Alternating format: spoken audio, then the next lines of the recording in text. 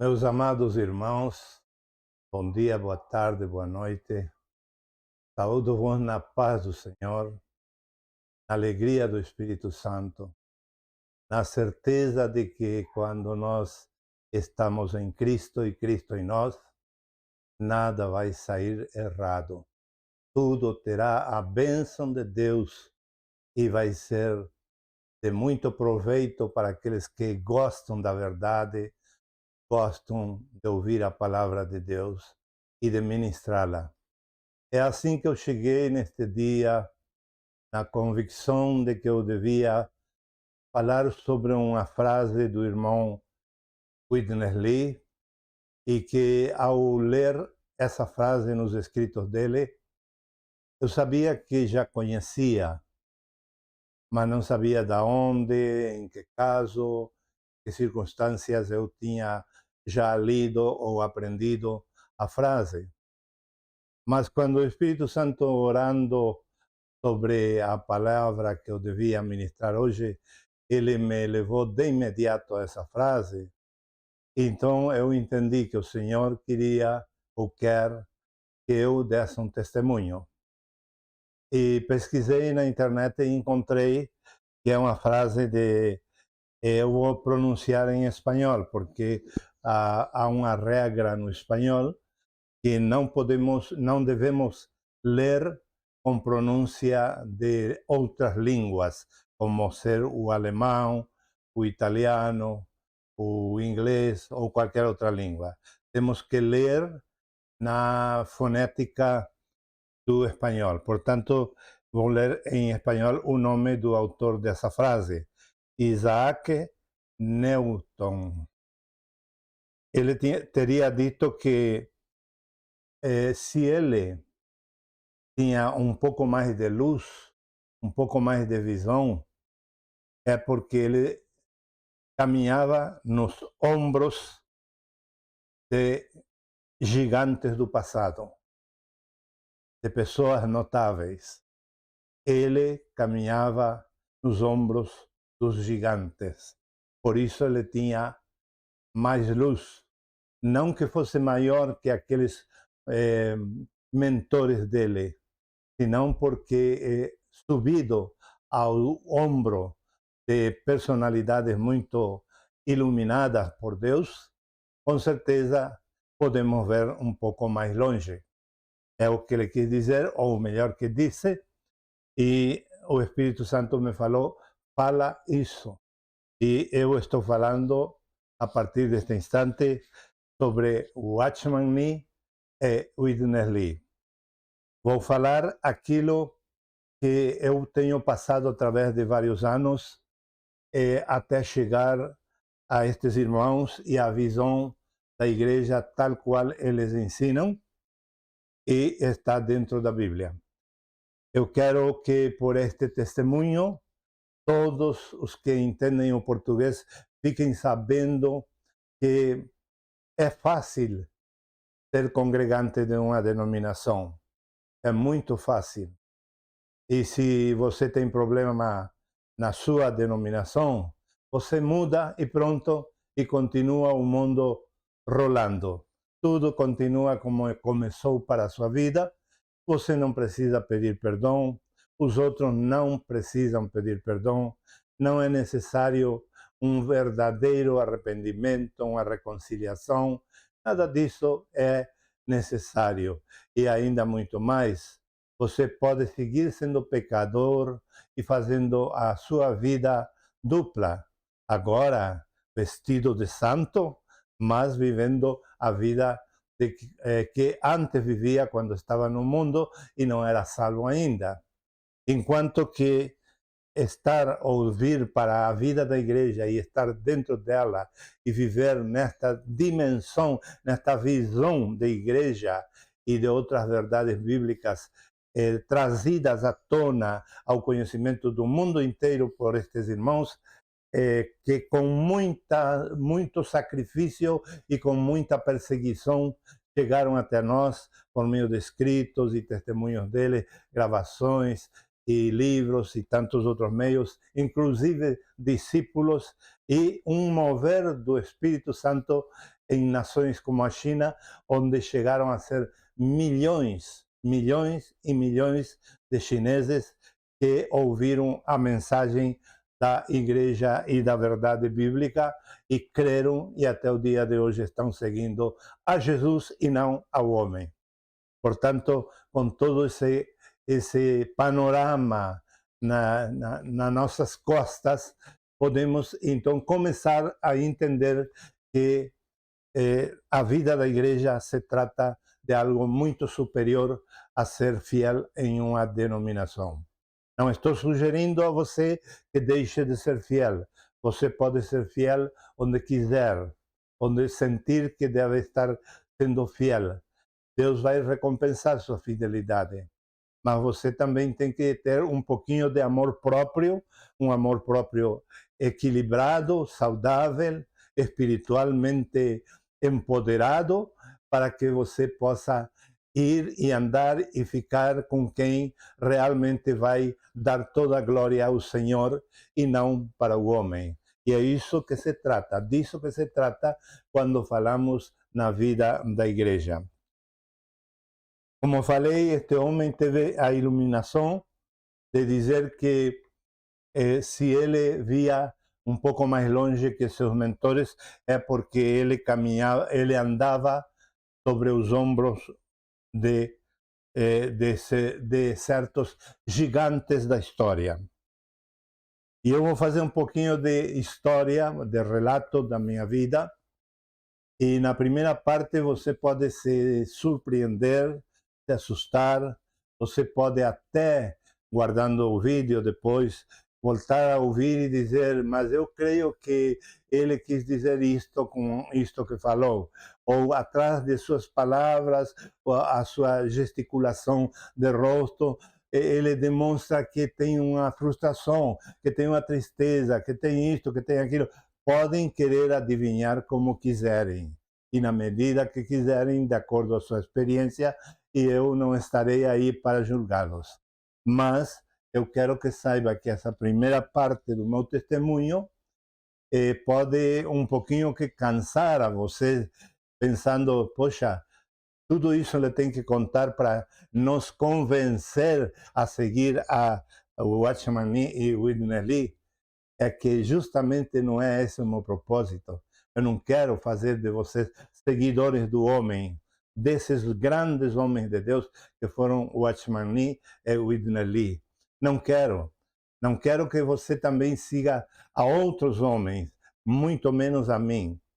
Simplesmente o que eu desejo por meio deste testemunho que o Espírito Santo me motivou a resumir aqui e falar algumas coisas sobre minha vida passada, é um interesse a que você saiba que tudo o que você está passando hoje em dia e que poderá passar amanhã, porque os tempos são difíceis e cada vez estão sendo mais cruéis, mais tristes, mais amargos, mais conflitivos, menos seguro, onde quer que você mude, onde quer que você viva, do jeito que quiser estar vivendo, ou talvez tendo muito dinheiro para dizer, não, a mim não vai me atingir os problemas da humanidade, a pobreza e tantos outros problemas.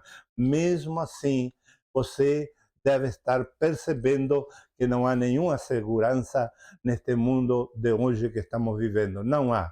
E para que você possa saber que poderá sobreviver nesse mundo, por mais caótico que ele chegue a estar, por mais catastrófica que seja a situação do mundo e da humanidade, não importa, você vai poder sobreviver e alcançar a eternidade com Deus se você presta atenção na argumentação que eu vou estar passando para você. Não que isto seja uma lei divina, o que eu vou estar dizendo. Deus pode lhe tratar de uma maneira diferente e diferente de como tratou comigo, mas que sirva este testemunho para você entender que as coisas poderão ficar pior do que estão hoje, mesmo assim você pode viver a vida cristã empoderada no Espírito Santo, com o seu espírito vivificado, com a sua alma santificada,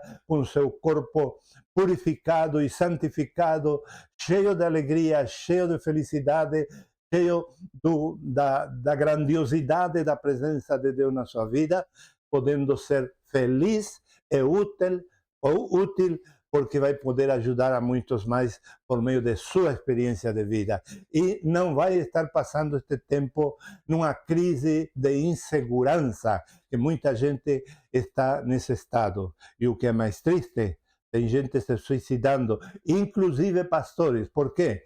Porque não tiveram a luz que Deus tem me dado pela sua misericórdia, de não confiar no homem, mas sim confiar na transmissão da mensagem de Deus. Que a transmissão da mensagem de Deus vem por homens ou mulheres consagrados e que são fiéis à palavra de Deus, nós podemos receber muita bênção através dos homens e mulheres de Deus consagrados.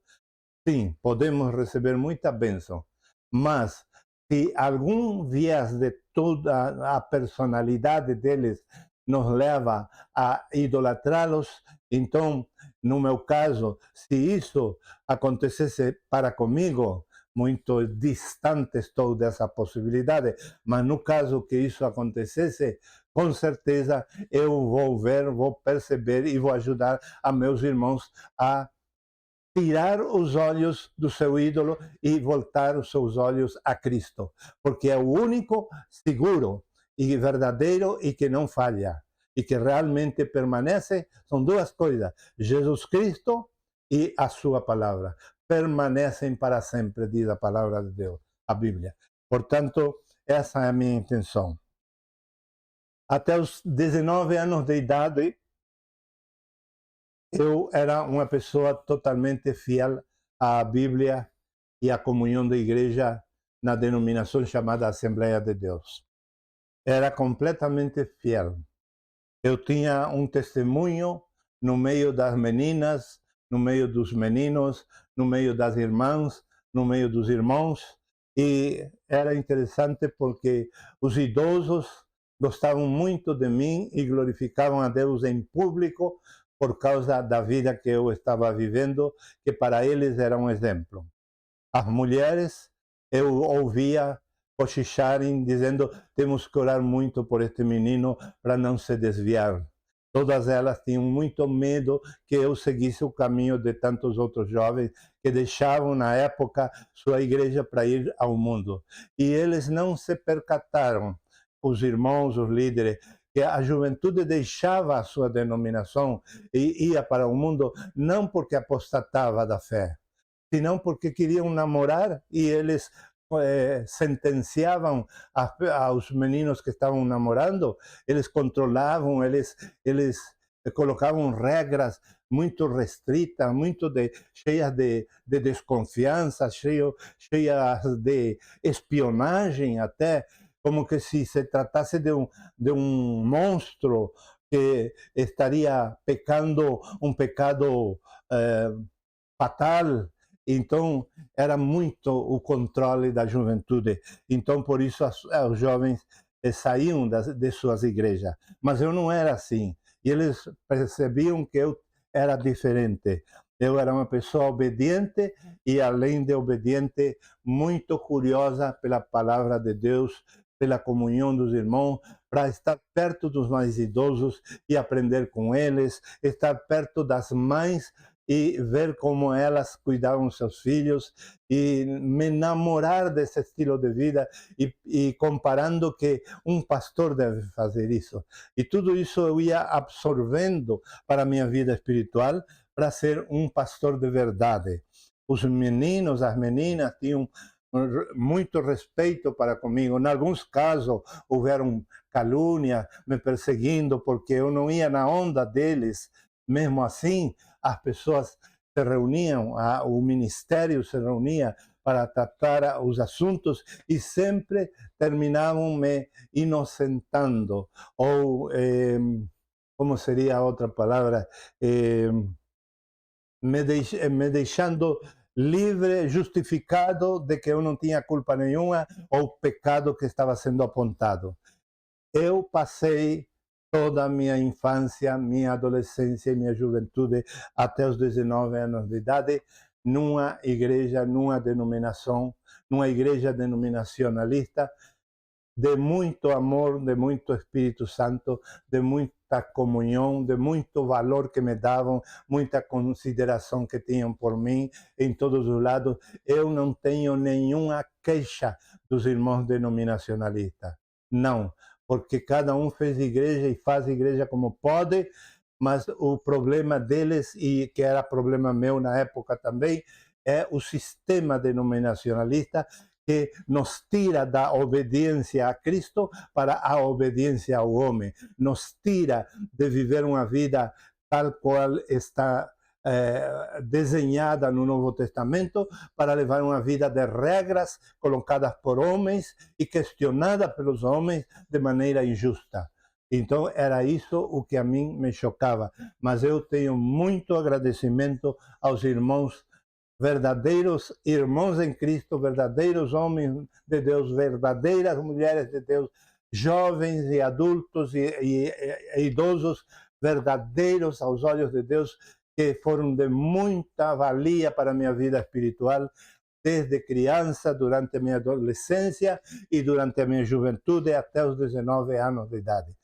Que não venha alguém dizendo para você que todos desigrejados estão desigrejados porque têm frustrações com seus pastores, com seus pais.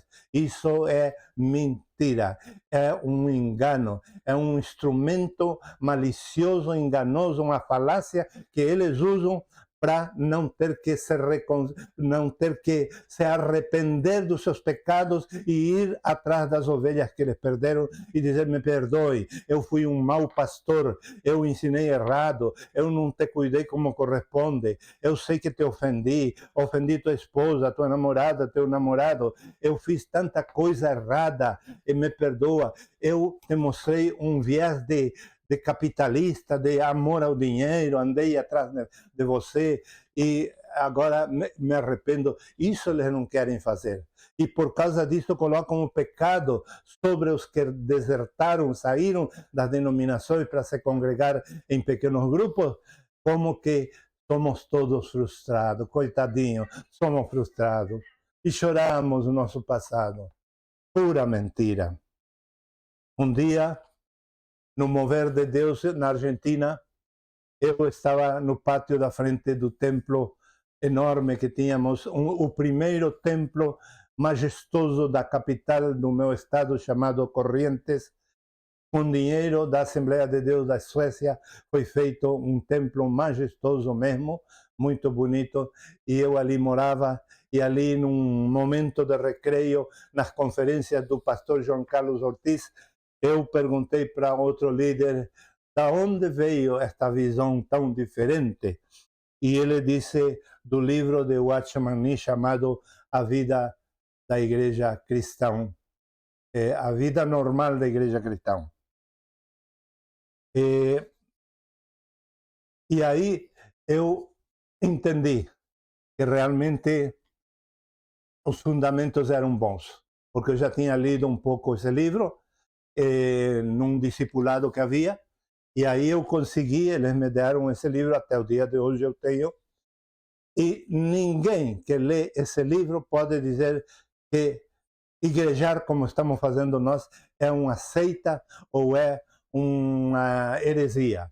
Não pode, a menos que queira caluniar-nos, porque esse livro está cheio de provas dentro da Bíblia, versículo por versículo, provando esmiuçadamente.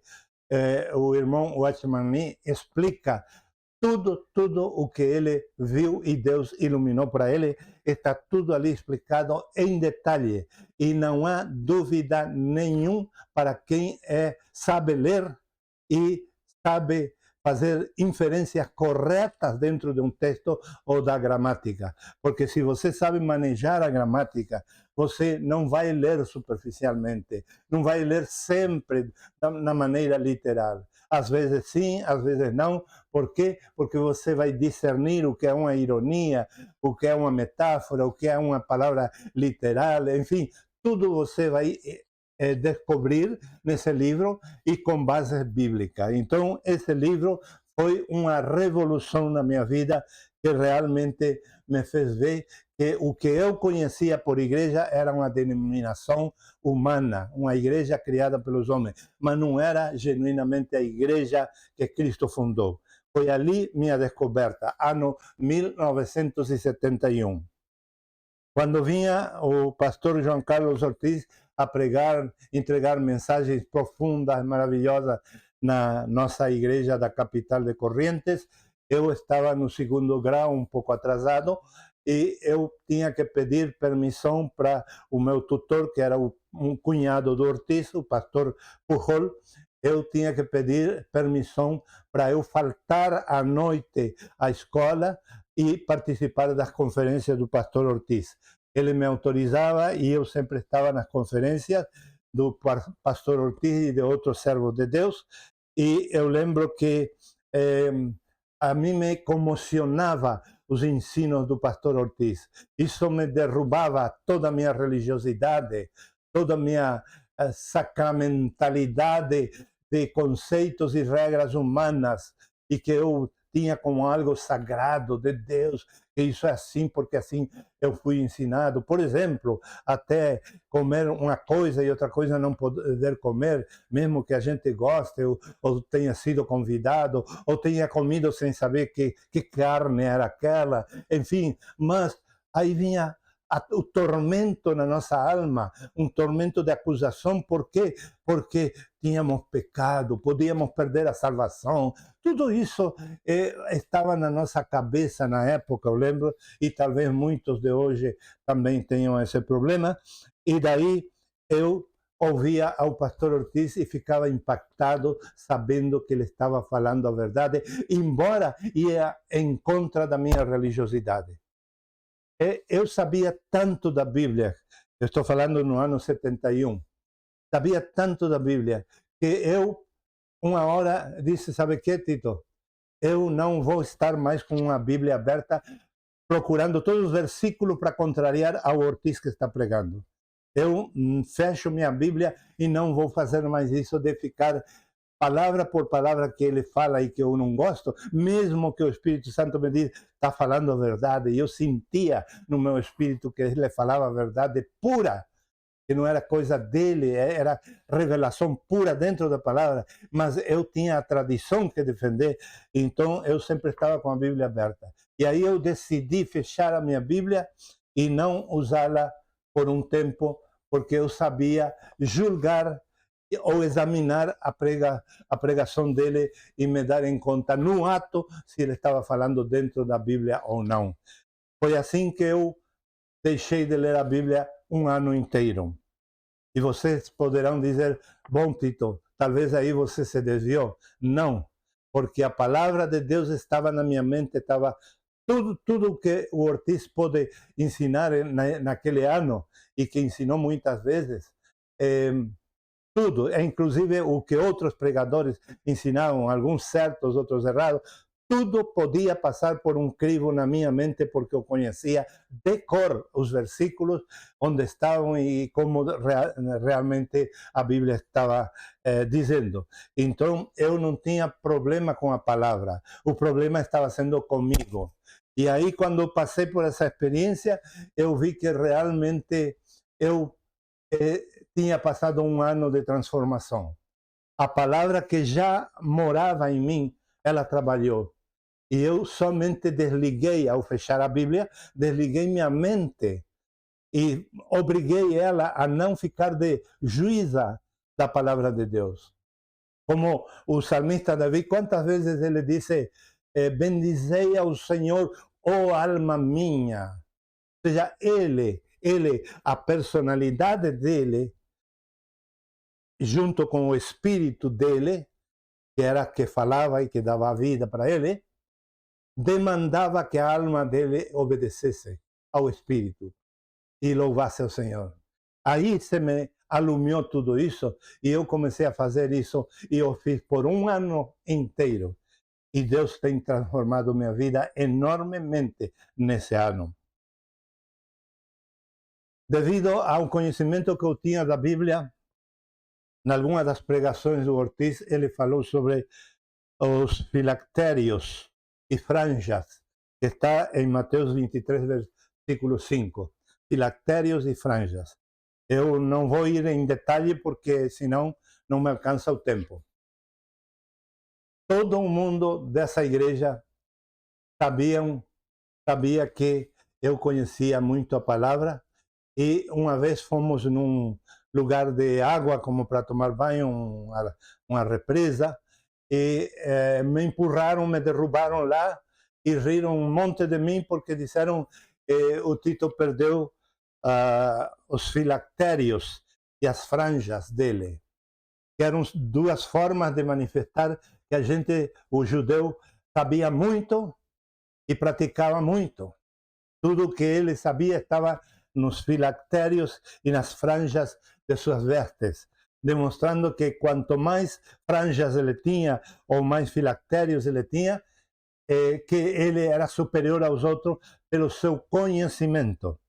Mas naquela vez que me empurraram para a água e que eu não podia andar de short, e esse dia com roupa e tudo, casaco e tudo, paletós, me derrubaram naquela represa, eu de fato perdi os filactérios e as franjas da religião.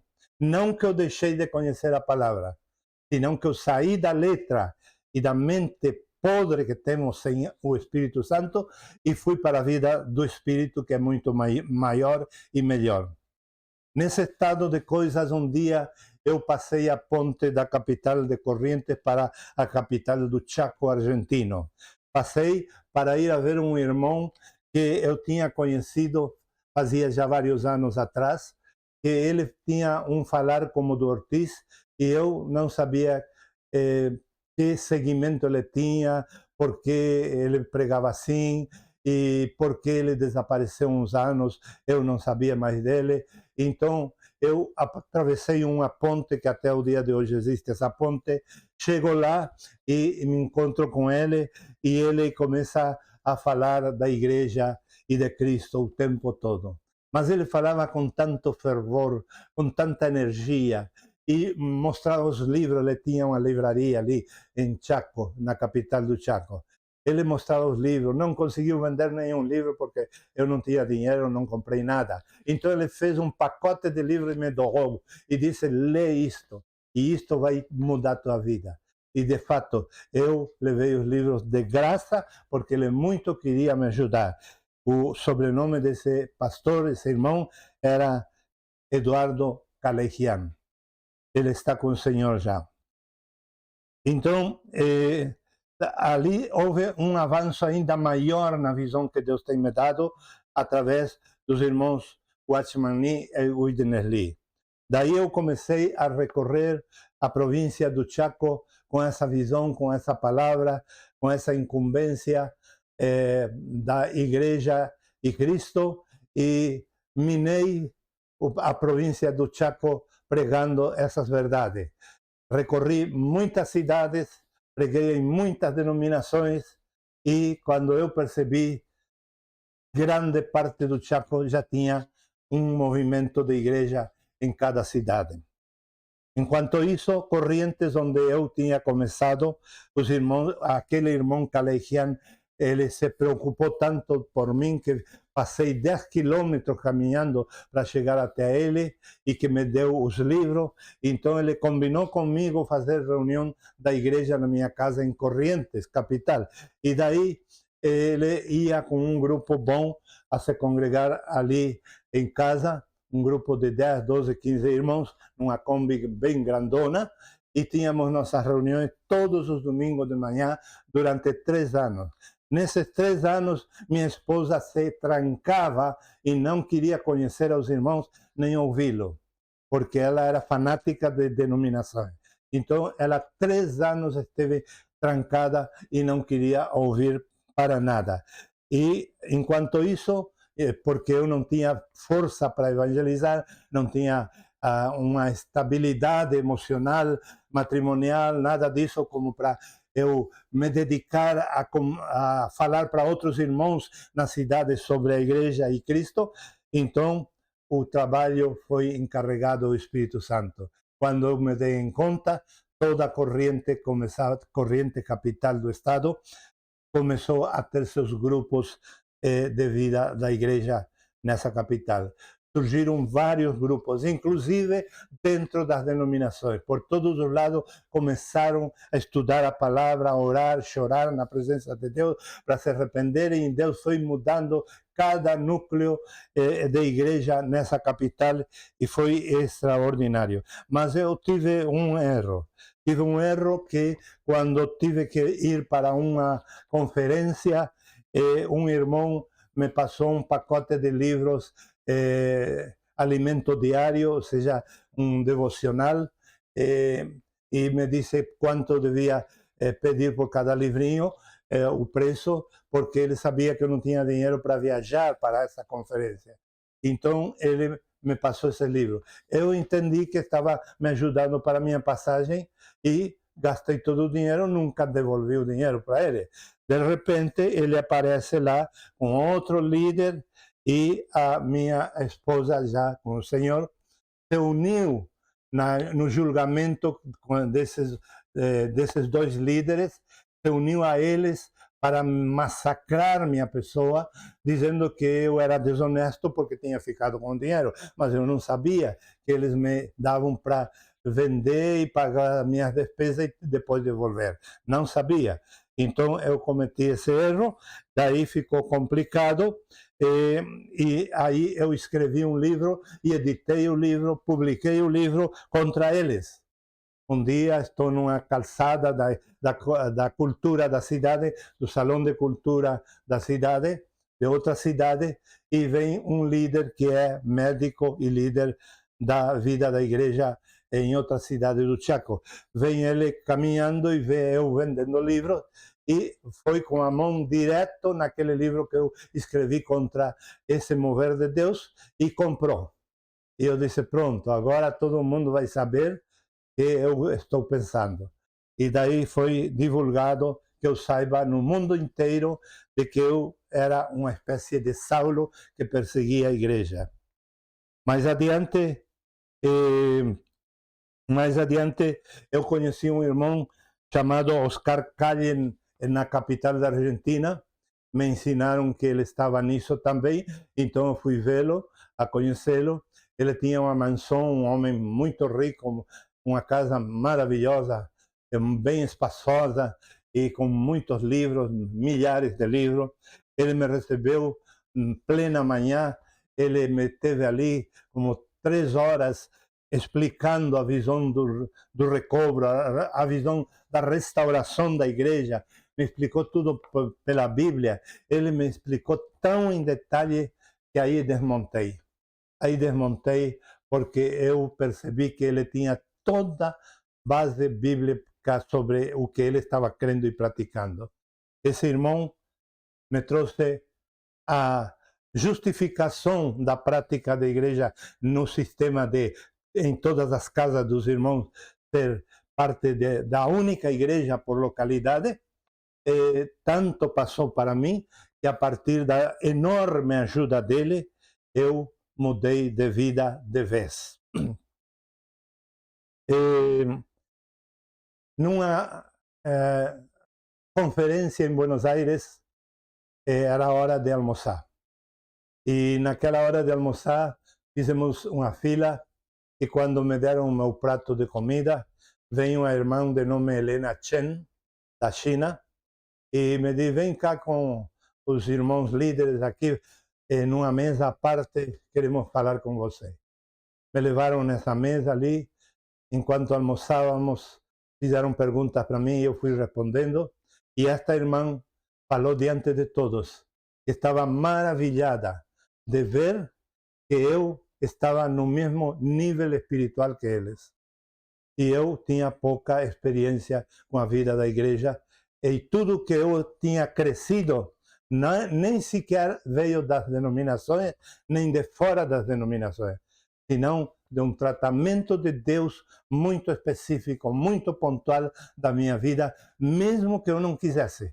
Deus tratava comigo e me transformava. E assim passou o tempo até que eu tive alguns problemas no meio dele, e vários problemas em diversas formas, os problemas, inclusive em Florianópolis, minha esposa, afinada esposa, ela falou e disse: vai lá na casa daquele irmão, ele vai te receber, fala que tu precisa fazer esta documentação no consulado ali, então você vai ficar um dia só e já vai voltar, vai lá. E me deu toda a confiança. Chego ali, fui mal recebido e assim por diante. Eu tive várias experiências muito dolorosas no meio deles, mas eu não me guiava por essas coisas, porque eu sabia que tanto nas denominações como na vida da igreja, os problemas sempre vão haver, e que não devemos nos guiar pela quantidade e gravidade dos problemas, se são muitos ou poucos ou nada, para sermos fiéis. Nós temos que ser fiéis ao Senhor e à palavra, independente do que nos aconteça e de como nos tratem. Isso eu tinha muito em claro. Então eu seguia o Senhor fielmente, até que chego na cidade chamada José León Soares, em Buenos Aires, onde o líder do recobro me propôs uma sala onde eu trabalhar com computador, para trabalhar, valga-me a redundância, para o grupo do recobro nessa cidade. E foi ali que era minha esposa partiu com o Senhor, nesse escritório dali do recobro do Senhor, em José León Soares. Também ali fizeram algumas coisas erradas contra mim e eu fiquei muito machucado naqueles dias, mas na certeza de que quem me guiava não era minha mente, não era meu gosto por igreja deste tipo ou do outro igreja, ou do outro tipo de igreja, senão que era um pastoreio de Jesus que me levava na mão para por onde ele queria me levar. E, portanto, eu não me importava muito do sofrimento. Eu preciso contar isto que eu falei para você, que na primeira parte pode surpreender você e fazer com que você diga: mas então o que você ficou fazendo no meio deles e ainda continua com eles? Bom, é aí que vem a pérola do que Deus quer falar com você neste dia. Acontece o seguinte, que nós não devemos nos guiar pelos nossos desejos. Se alguém, mesmo líder, está sendo manipulado por seus próprios desejos, lá ele com Deus, nós podemos até ajudá-lo, talvez. E se não podemos ajudá-lo, melhor fechar a boca. Mas cada cristão deve procurar a Cristo e a sua palavra e caminhar com Cristo e sua palavra, custe o que custar. E quando isso acontece, que nós temos essa certeza, esse domínio do Espírito Santo dentro de nós vamos superar todas as dificuldades. Porque problema há no denominacionalismo e nas denominações, e problema há na vida da igreja também. Só que há diferença de problemas. Porque de um lado você vai ouvir de muitos conflitos, de muitos tipos de problemas, mas são problemas e dificuldades e não soluções bem diferentes do que há na vida da igreja e que você agora em seguida vai saber. Então, agora entro nessa parte positiva e com certeza você, a me ouvir esta segunda parte, Deus, o Espírito Santo, vai falar com você. E se você fica só na minha narrativa primigênia, ou seja, do começo, então você realmente não tem espírito. Mas se você tem espírito, eu orei para que teu espírito, o espírito de você, seja avivado enquanto eu fale pelo Espírito Santo. Que o fogo do Espírito Santo seja acesso de novo em vocês e vocês possam vibrar no espírito de vocês quando captarem a mensagem de Deus e não voltarem para trás. Isso que eu espero, orei por vocês e confio que Deus vai estar abençoando sua vida nesta segunda parte. Por que eu não fiquei lá com as denominações e por que fico com o recobro mesmo apesar de todos os problemas que me causaram e que eu passei no meio deles? Por quê? As razões são muitas, mas eu vou mencionar algumas. Primeiro, 100% de inspiração divina na leitura e estudo da palavra de Deus só no recobro do Senhor. Nas denominações não há 100% de inspiração divina. Passa um, prega de um jeito. Passa outro, prega de outro jeito. Um diz uma coisa, o outro discute, o outro questiona. E isso toda a vida. As denominações são isso. Um antro de gente que discute, que briga um contra outro, usando a própria palavra de Deus. E isso não existe no recobro.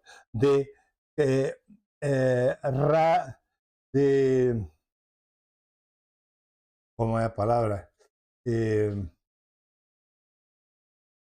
Vamos dizer, rebaixar a verdade. A verdade bíblica é absoluta, relativa, eu queria dizer. Na vida genuína da igreja não há relativismo. Não podemos relativizar nada do que está na Bíblia. Está na Bíblia, vamos tomar a sério. Temos que encontrar a forma de entender, primeiro de tudo, que toda a Escritura foi inspirada por Deus. Isso, para nós, é uma regra inquestionável. Segundo, o recobro, a prática da igreja, como nós estamos praticando, tem 100% de revelação. Ou seja, não ficamos somente na letra. Temos revelação de tudo. De tudo, de tudo. E se não tivermos, oramos, buscamos o Senhor, e o Senhor começa a encaixar as peças, como diz lá em 1 Coríntios capítulo 2, que o espiritual se encaixa com o espiritual. Mas o que é anímico da alma não pode se encaixar com o espiritual.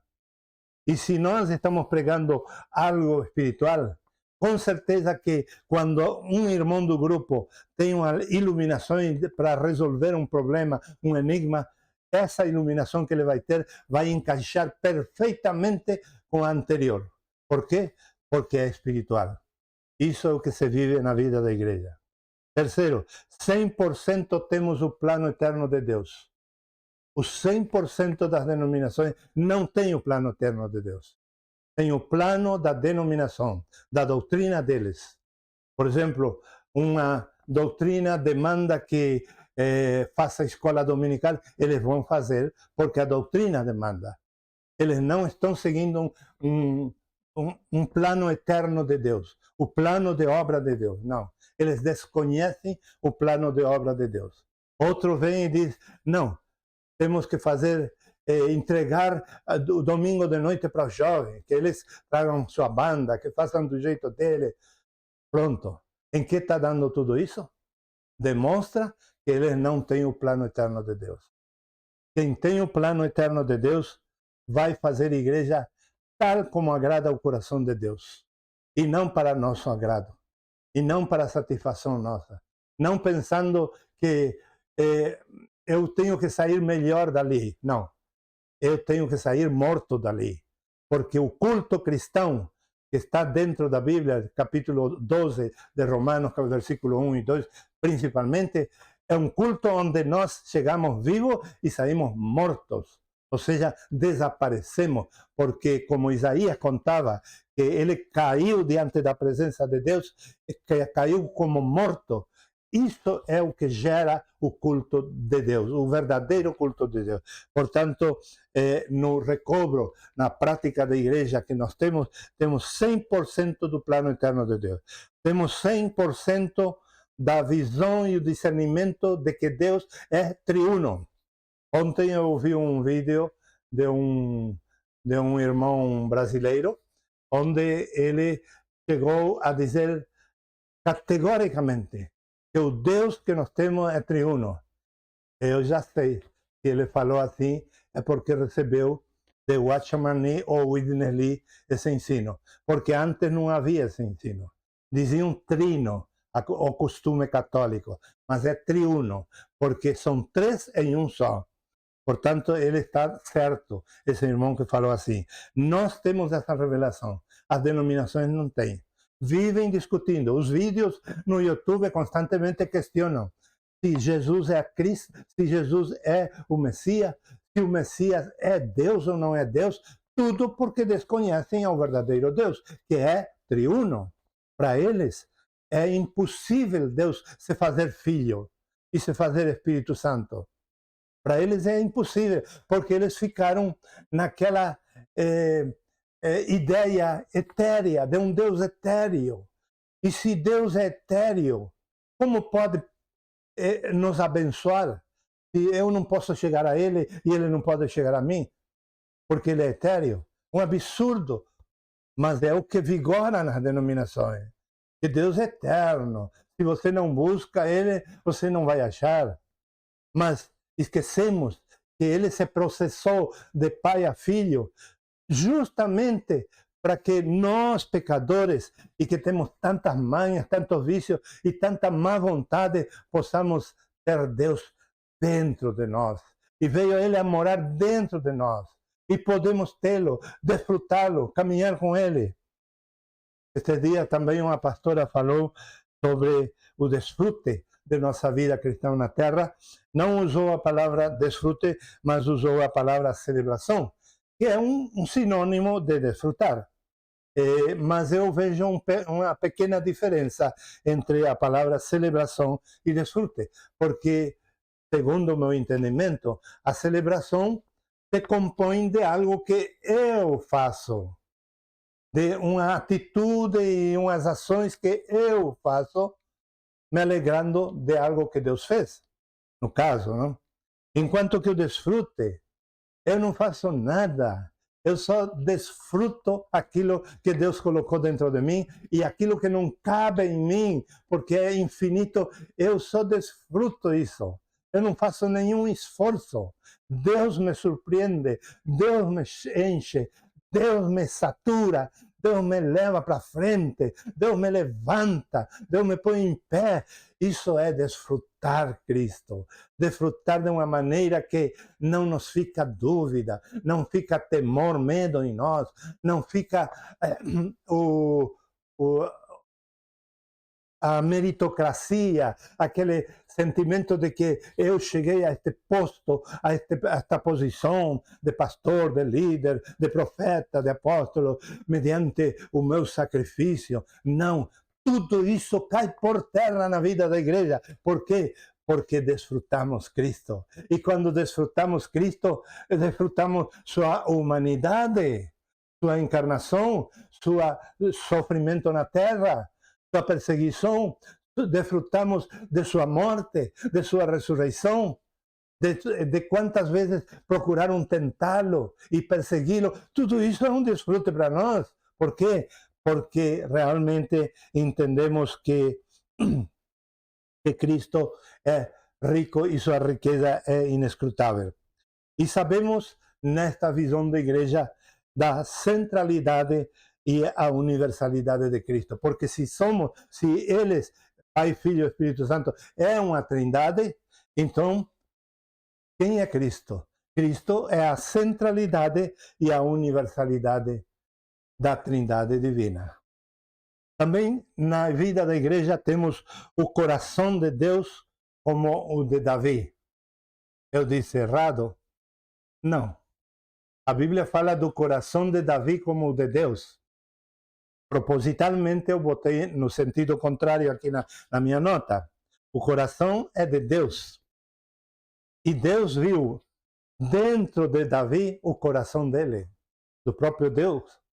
Deus viu dentro de Davi o seu próprio coração. Ele não viu o coração do homem. Ele viu o coração de Deus propriamente. E muitos me perguntam, há muitos anos, e eu ainda não fiz nenhuma gravação nesse sentido, mas já adianto, e querem que eu diga qualquer coisa. E tudo que eu pesquisei sobre esse texto da Bíblia, que fala de que Davi tinha o coração como o de Deus, tudo se baseia nas atitudes dele, nas ações dele, nos pensamentos dele. Ou seja, como que querem nos dizer que Deus se agradou do coração de Davi porque ele tinha um bom coração, tinha bondade, tinha misericórdia, tinha um pouco de verdade, tinha de todo um pouco. Não, não é isso que diz a palavra de Deus. O coração de Deus foi visto por Deus dentro de Davi, porque Davi gemia por dentro para trazer Deus para a terra. Ele gemia para trazer Deus para a terra. E ele queria um lugar onde Deus morasse na terra, para ele e a humanidade remida morar com Deus ali na terra, aqui neste planeta. Então, por isso que Deus disse, ele tem o meu coração. Ele tem o meu coração. E de fato, Deus se fez homem e morou na terra. E ainda depois, ressuscitou depois de sua morte e veio morar dentro dos nossos corações. Por isso que Davi tinha o coração como o de Deus. E nós, na vida da igreja, somos levados a ter essa simultaneidade de coração. Que o nosso coração não seja um coração pecador, empecinado no erro, contumaz, porfiando no erro, nas convicções próprias, senão um coração que quer expressar Deus no meio das trevas e no meio da humanidade caída. Também na vida da igreja temos mais de 100 pérolas recuperadas. Eu tenho um pequeno livro que podem adquirir. Eu vou mostrar para vocês. Ele tem essa capa, se chama O Evangelho, estão vendo? Esse livro eu tenho para vender, aí um pequeno livro. Nesse livro eu listo mais de 100 pérolas que o cristianismo perdeu. Mais de 100 pérolas que o cristianismo perdeu. E a vida da igreja está recuperando todas as pérolas. Quando você congrega conosco e está conosco, você se admira cada culto de uma pérola que você não sabia que Deus tinha provido para você. Porque a religião escondeu de você. Porque a religião tem um mercado chamado gospel. E ela tem que vender o seu produto. Mas nós não vendemos nada de o que vem de Deus. O que eu vendo é minimamente o meu trabalho de escritor. Minimamente. Aqui em Mercedes me cobram mais caro do que fica para mim. Ou seja, a editora ganha mais que eu e ela não trabalha mais que uns minutos para produzir o livro. Mas eu que levo toda uma vida tratado por Deus, nas tribulações e tantas outras coisas, para chegar a ter esta iluminação que hoje tenho, cobro esse mínimo, mas é o meu trabalho. Agora, a palavra de Deus que está ali, ninguém vende na vida da igreja. Então, temos a recuperação de mais de 100 pérolas. Temos uma ligação com a eternidade. Não vivemos para o aqui e agora. Vivemos para a eternidade. Vivemos para a eternidade e ensinamos a viver para a eternidade. Tiramos as pessoas da superfície para levar uma vida profunda e elevada, a fim de que possam chegar a Deus ricos e não cheios de culpas. Também há um tratamento dentro da vida da igreja, um tratamento de Deus contínuo, porque Deus na vida da igreja nos trata a todos, aos líderes e aos não líderes.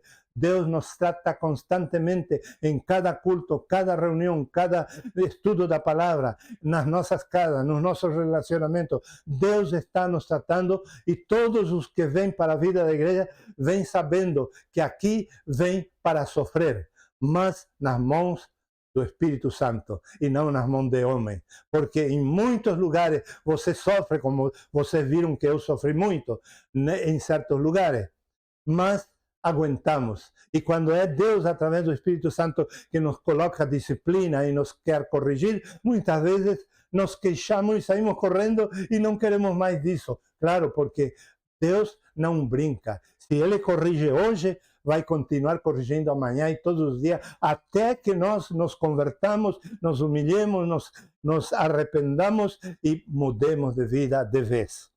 E por último, temos a riqueza da alimentação espiritual. A alimentação espiritual nenhuma denominação tem. Nós temos a alimentação espiritual. Temos várias formas de fazer chegar o alimento espiritual para cada crente, para cada irmão, cada irmã, e ajudar a cada um a que coma, beba da palavra viva de Deus e cresça e mude e se transforme num instrumento útil nas mãos de Deus. Tudo isso é o recobro. E por isso é que eu aguento no recobro. Porque apesar dos erros que houveram ali dentro e as dificuldades que eu tive, as experiências que eu tive, tudo isso, mesmo assim, eu não estou perdendo meu tempo, porque estou num lugar que me enriquece, que me empodera, que me limpa, que me purifica, que me corrige, que me potencia e que me dá a oportunidade de amar ao diferente, mas não com um protocolo, senão com humildade e mansidão. Se o outro não corresponde com o meu amor, serei eu quem deve se humilhar e se agachar e não ficar cobrando, como no denominacionalismo, que levam até para um tribunal de justiça da denominação e, o que é pior, até para o tribunal de justiça do mundo. Estão levando as causas dos irmãos para arrumar e resolver alguma coisa. Não, na vida da igreja não se preocupe, você vai ter tudo, tudo, tudo.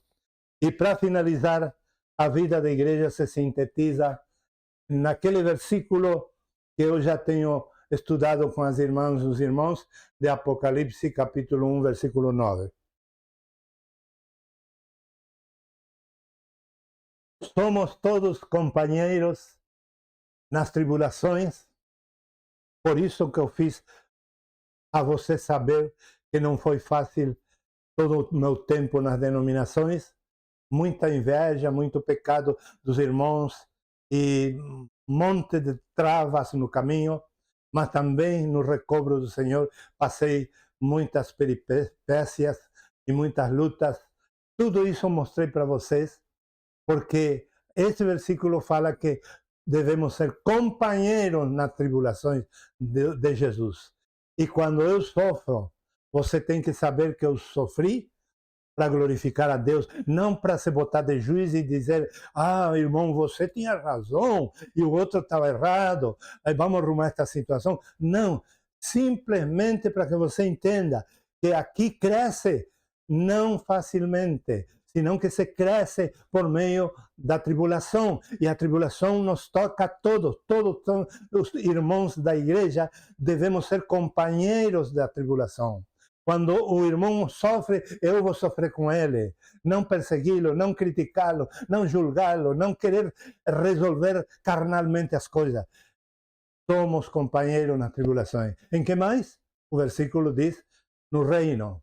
O reino não começa daqui a 5 anos, nem a 50 anos, nem no futuro muito distante de nós. Não, o reino começou o dia que você se encontrou com Jesus. Se o reino entrou para dentro de seu coração, então você está sendo mudado constantemente, todos os dias, e o reino de Deus está crescendo na sua vida e vai crescer na comunidade da igreja e vai se manifestar para o mundo como um grupo de pessoas iluminadas. ¿Por quê? Porque o reino de Deus tomou conta de nós.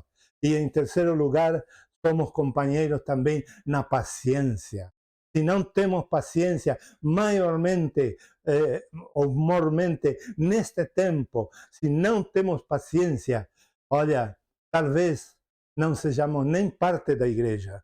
Mas se somos de verdade parte da igreja, vamos buscar no Senhor de ter a paciência devida e necessária, porque são tempos difíceis. E vamos ter a paciência do Senhor. Ele vai nos dar em abundância essa paciência, Por quê? Porque Ele cuida da sua igreja. E se nós somos verdadeiramente igreja, vamos buscar de ter paciência e viver na paciência do Senhor. São 3 princípios que nós temos muito em conta. Ter uns irmãos que estão sofrendo, ou seja, na tribulação, no reino e na paciência de Jesus.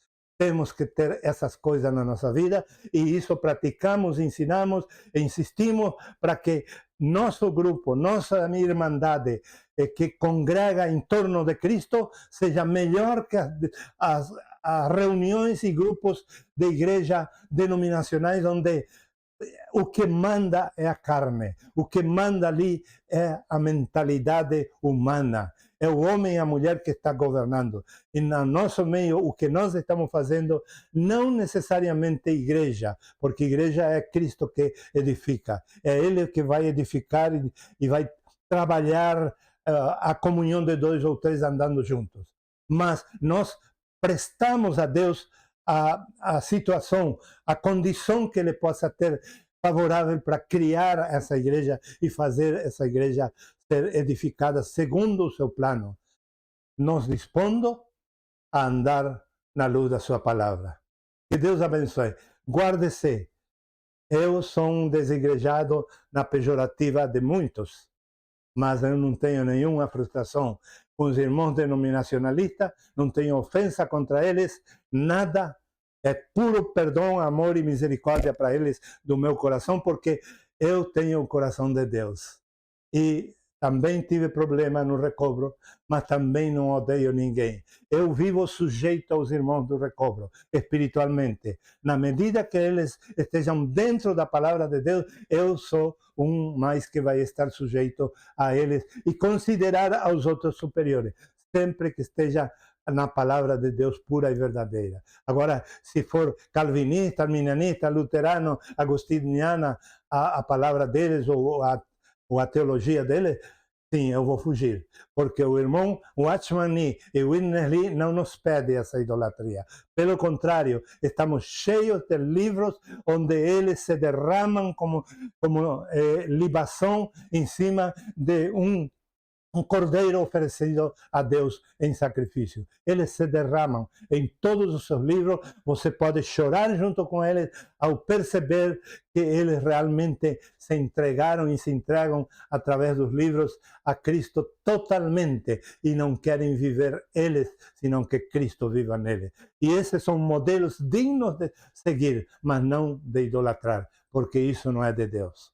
Deus abençoe a cada um de nós. Amém e amém.